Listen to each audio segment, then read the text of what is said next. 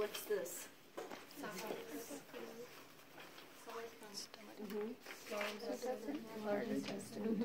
And did you guys see this thing here I put together? So I labeled all the stuff that I want you to know from this. So I just want to point out some of the features that I think are important. This is a big error with this one.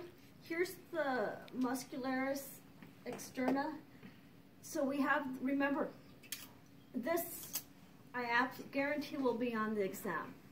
I told everyone in class, I will ask you one of the 4 layers. I'll ask it from a slide, a picture, or from this model. So the innermost layer, what did we say that innermost layer is called? This is mucosa. The mucosa. This right here where all the glands are, and here you're seeing a gland. Mucosa. Then your muscle layers. Muscularis externa. Don't get that confused with this. What's this? Muscularis mucosa. Yes, muscularis mucosa. And then what's this outer layer? Serosa. The serosa, yeah. When it's in the esophagus, it technically is the adventitia.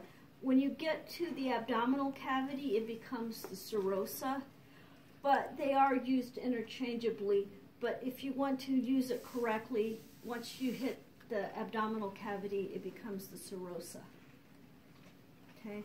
And the stomach has how many layers of muscle? 3. And 3, yeah, that's where this is messed up because they forgot to add the 3rd layer. What's the 3rd layer? Oblique. The oblique. And this, the innermost layer is your circular layer, and the outer layer is your longitudinal layer. So then now we can also see these from the side here if we look at the 4 layers of the mucosa. And what I want to point out here, right here you can see that this is a different kind of tissue than these. What's in the esophagus? The oral cavity, the esophagus, and the anus.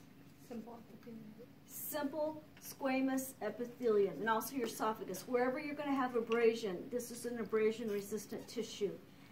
Then in the stomach, small and large intestines, we have what? Not stratified, but simple. Simple. Yeah. The stratified you're thinking of is in the trachea. So we'll come back to that. So in these, it's the simple columnar epithelial tissue with lots of goblet cells to produce lots of mucus. In the stomach, you have these gastric pits, and this is at the layer of the mucosa. The mucosa would be beneath it. You see these little glands, and they're often forked. And that's where all your gastric juices, those cells, what cells would you find in these glands? What are, you learned 3 cells that are found within these gastric glands. Parietal. Parietal, and what do the parietal cells produce? HCl and an intrinsic factor. Are her G cells? What do G cells produce? Pepsinogen. No, that's gastrin. Chief cells produce the pepsinogen. Yeah. Okay. Isn't that what we said? Yeah, we said chief. Oh, I thought you said G cells. Oh. I was thinking, oh, I didn't remember teaching you that, but pretty good. You know it. Okay, so the G cells are gastrin. Okay, then there's the enteroendocrine cells, but I'm not really holding you responsible for that. They secrete the hormones, neurohormones. Okay, then this is where I really want you to pay attention. So that's this level right here. This level is this level right here. What's different about this? What's sticking above that level? The villi. These are your villi here. So your villi are above. Down below here are your intestinal glands or intestinal crypts, which are the equivalent of these right here. And can't remember, did I have you, ma'am, learn any of the cells in these? I don't think I did. Oh, the Paneth cells. So the Paneth cells, what do the Paneth cells produce? or what are the Paneth cells? This is in the small intestine now?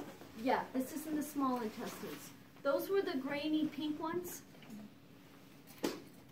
Those secrete lysozymes. So they secrete antimicrobial and digestive substances to help kill microbes that would be in the gut. Then y'all learned Brunner's glands, and that's in which part of the small intestines? Duodenum. The duodenum. And those, what does it produce?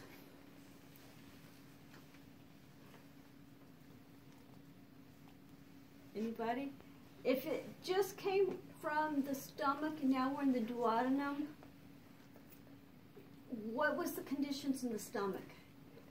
Acidic. Very acidic. And the duodenum is not meant for acid, so what do you think it's needed to coat it? It's coated with an alkaline mucus that buffers the acid, and that's the gland of the Brunner's glands. So they secrete an alkaline mucus to help buffer and neutralize the acids and protect the lining. Okay? So make sure you can recognize Paneth cells from a slide. Remember, they're the pink little dots. The Brunner's glands. What's the other thing that you could find in here if it was in the ileum? They were Peyer's patches, yeah. And the Peyer's patches is lymphoid tissue, and again, for killing microbes.